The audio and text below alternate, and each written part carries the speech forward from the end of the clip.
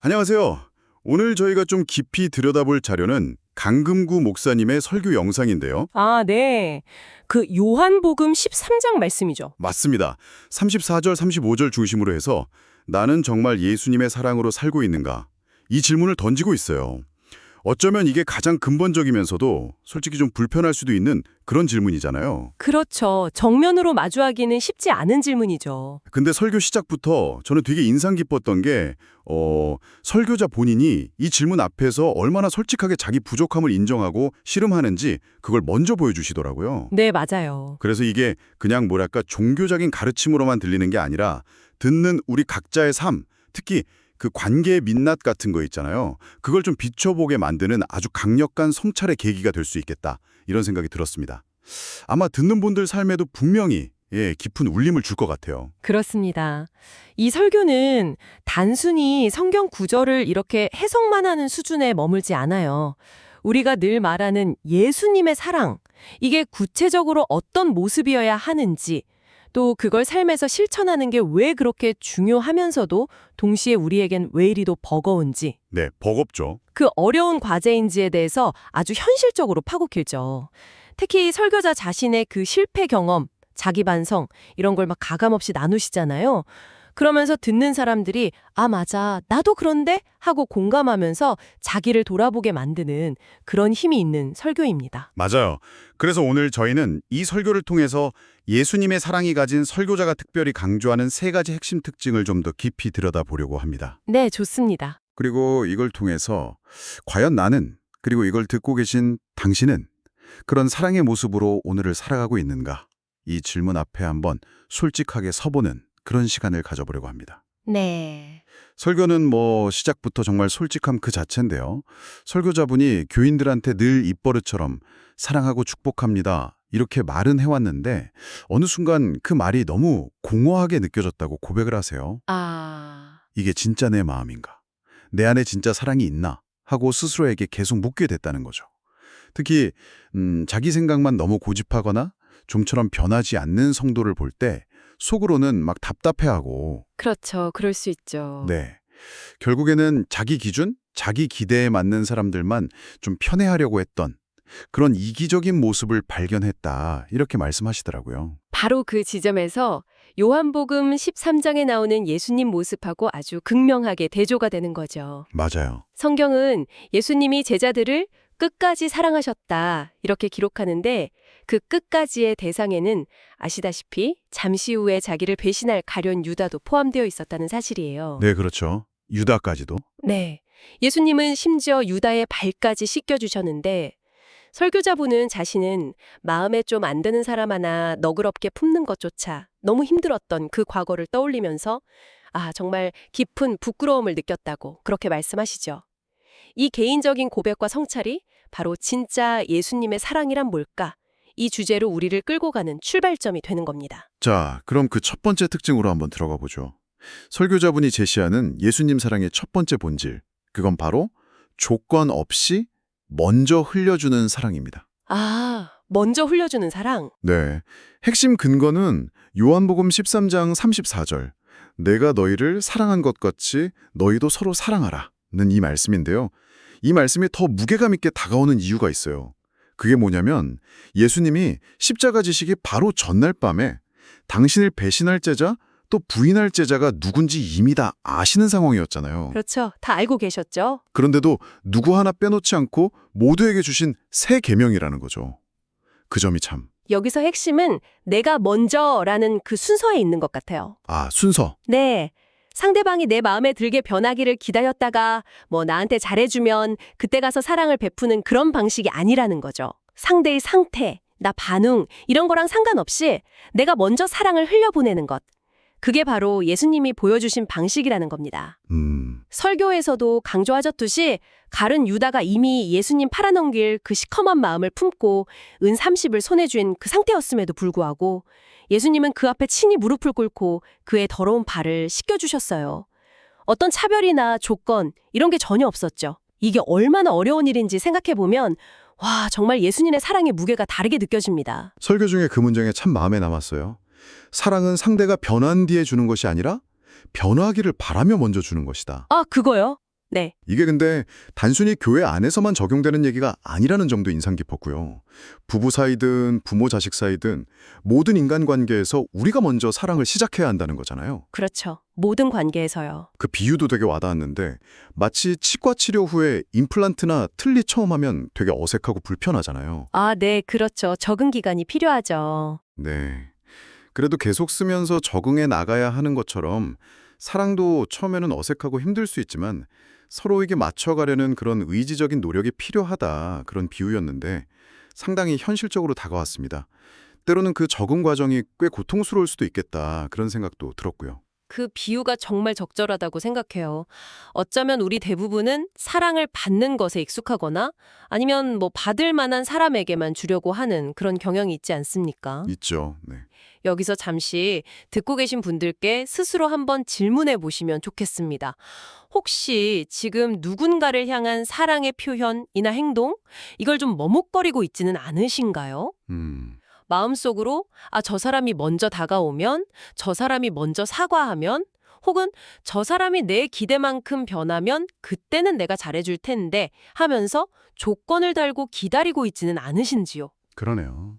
이 설교는 바로 그런 우리에게 예수님처럼 먼저 다가가서 조건 없이 사랑을 시작하고 흘려보내라고 어쩌면 매우 급진적인 그런 도전을 하고 있는 셈입니다. 그럼 이제 예수님 사랑의 두 번째 특징으로 넘어가 보겠습니다.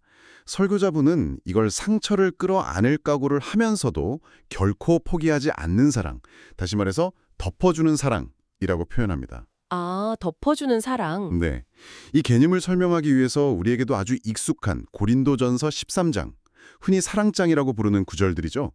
사랑은 오래 참고 사랑은 온유하며, 이 구절들을 인용하시는데요. 이 구절이 쓰였던 당시 고린도 교회의 상황을 좀 이해하는 게 중요해요. 아, 배경이요? 네. 고린도 교회는 성령이 다양한 은사들이 정말 풍성하게 나타났지만 역설적이게도 아주 심각한 문제들을 안고 있었거든요. 사람들이 사랑이라는 본질보다는 자기가 가진 특별한 능력, 뭐 방언이나 예언 같은 거 아니면 지식 이런 걸 더 중요하게 여기면서 서로 막 자랑하고 경쟁하고 파벌 나누고 분열하고 그랬던 거죠. 아, 은사가 있는데도요? 네. 사도 바울은 바로 이런 교회를 향해서 편지를 쓰면서 너희가 아무리 대단한 은사와 지식을 가졌어도 사랑이 없으면 그 모든 건 아무것도 아니다. Nothing. 이렇게 아주 강력하게 선언합니다. 설교자분은 이 배경을 설명하면서 진짜 사랑은 단순히 감정적인 동요나 화려한 말이 아니라 오래 참고 온유하고 시기하지 않고 무례히 행하지 않고 자기 유익 구하지 않고 성내지 않고 악한 것을 생각하지 않는 그러니까 굉장히 성숙한 인격 그 자체로 드러나야 한다는 걸 강조하고 계세요. 여기서 또 한 번 설교자분의 솔직한 고백이 나오죠. 네. 자신도 이 사랑장을 읽을 때마다 내가 오래 참지 못하는 몇몇 사람들 얼굴이 떠오른다고요. 겉으로는 아무렇지 않은 척, 뭐 참고 이해하는 척 했지만 실제로는 속으로 이미 그 사람과의 관계에 선 딱 긋고 마음의 문을 닫아버렸던 그런 경험들이 있었다는 고백입니다. 그런데 예수님은 어떠셨는가?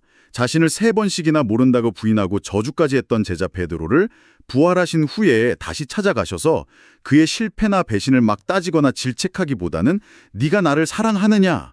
이렇게 3번 물으시면서 그의 사랑을 회복시켜 주시고 다시 양들을 돌보는 그 귀한 사명을 맡기셨다는 거죠.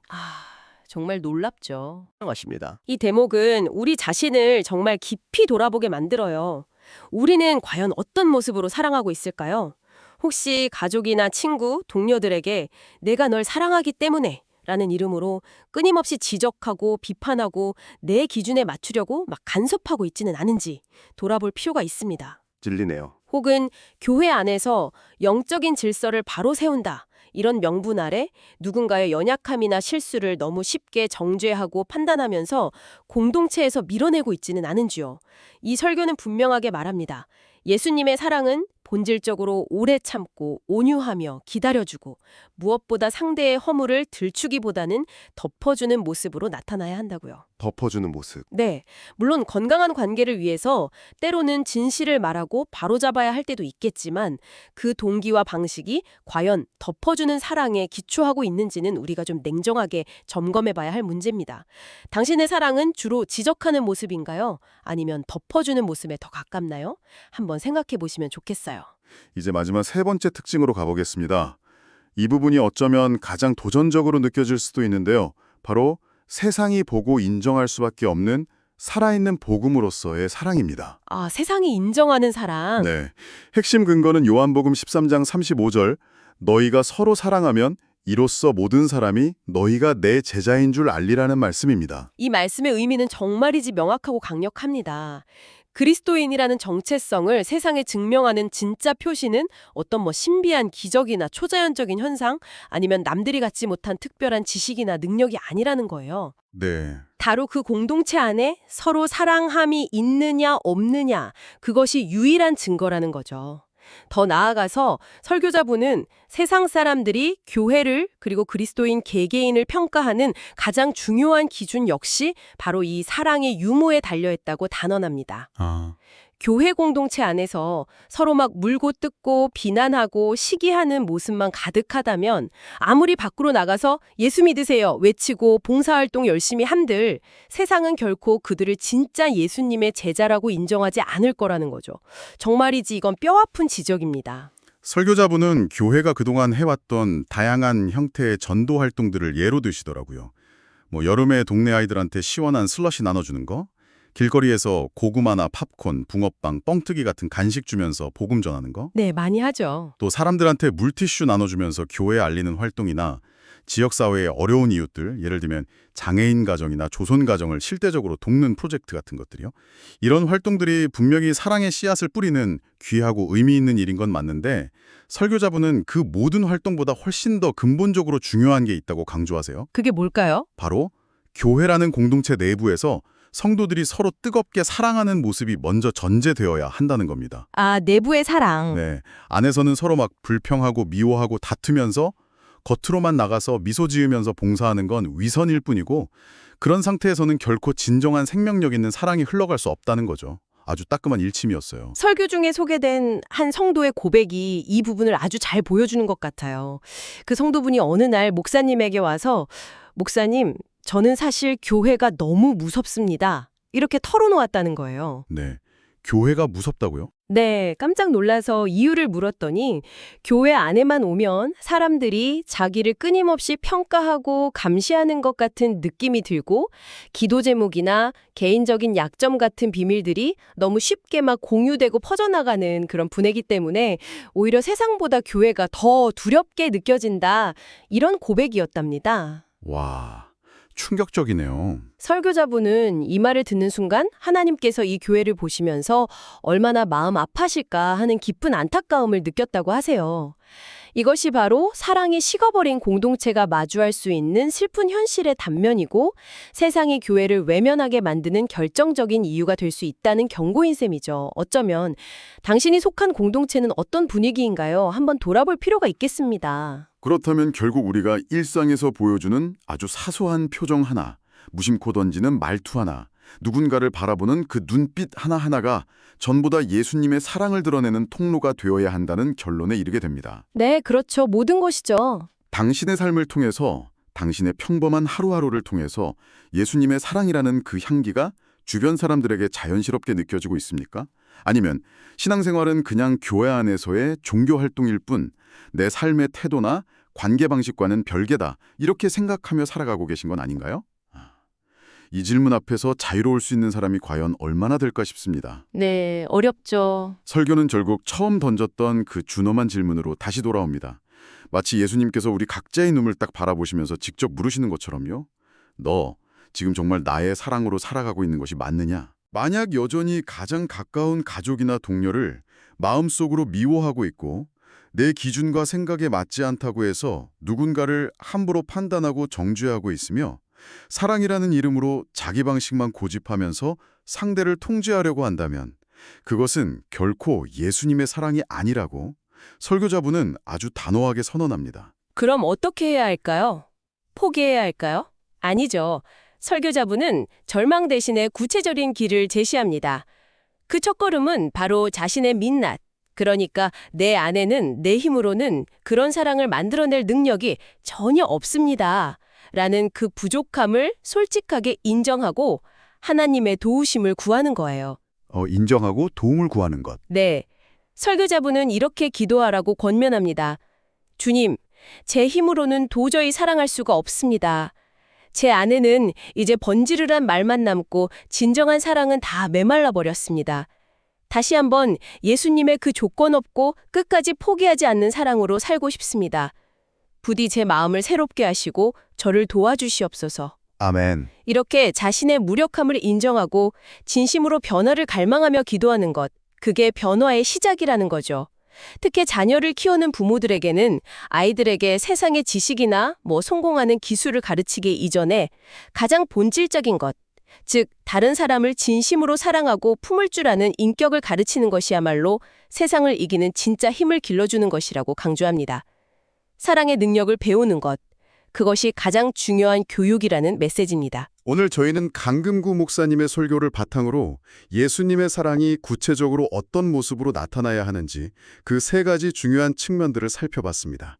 상대의 상태와 상관없이 먼저 다가가 베푸는 사랑, 네, 조건 없는 사랑, 그리고 상처와 실망에도 불구하고 포기하지 않고 오래 참으며 덮어주는 사랑, 덮어주는 사랑이죠. 그리고 마침내 세상이 보고 아, 저 사람은 진짜 그리스도인이구나 하고 인정할 수밖에 없는 살아있는 증거로서의 사랑, 이 세 가지에 대해 깊이 있게 탐구해 보았습니다. 마지막으로 청취자분께 하나의 질문을 남기면서 마무리할까 합니다. 네, 이 설교는 세상이 그리스도인을 알아보는 거의 유일한 기준이 바로 사랑이라고 아주 도전적으로 말하고 있습니다. 그렇다면 혹시 당신이 매일 마주하는 그 일상 속에서 특히 당신을 힘들게 하고 불편하게 만드는 그 어려운 관계 속에서조차 오늘 우리가 나눈 이 조건 없고 오래 참고 기꺼이 덮어주려는 사랑을 아주 조금이라도 의식적으로 실천하려고 애쓰는 그 몸부림 자체가 어쩌면 당신이 세상에 보여줄 수 있는 가장 강력한 메시지이자 당신의 믿음이 살아있음을 증명하는 가장 확실한 방법이 될 수는 없을까요? 아, 그럴 수 있겠네요. 당신의 그 작은 사랑의 실천이 누군가에게는 예수님을 만나는 통로가 될 수도 있다는 그 가능성. 이 점을 한번 진지하게 묵상해 보시면 어떨까 싶습니다. 네, 오늘은 강금구 목사님의 설교 말씀을 통해 예수님의 사랑으로 사는 삶이란 과연 무엇을 의미하는지 함께 고민하고 성찰하는 시간을 가졌습니다. 오늘 나눈 이야기들이 듣고 계신 당신의 삶과 관계를 새로운 시각으로 돌아보고 또 작게나마 실천적인 영감을 얻는 계기가 되었기를 진심으로 바랍니다. 네, 그러셨기를 바랍니다. 다음 시간에 또 다른 흥미로운 자료와 깊이 있는 분석으로 다시 찾아뵙겠습니다. 감사합니다. 감사합니다.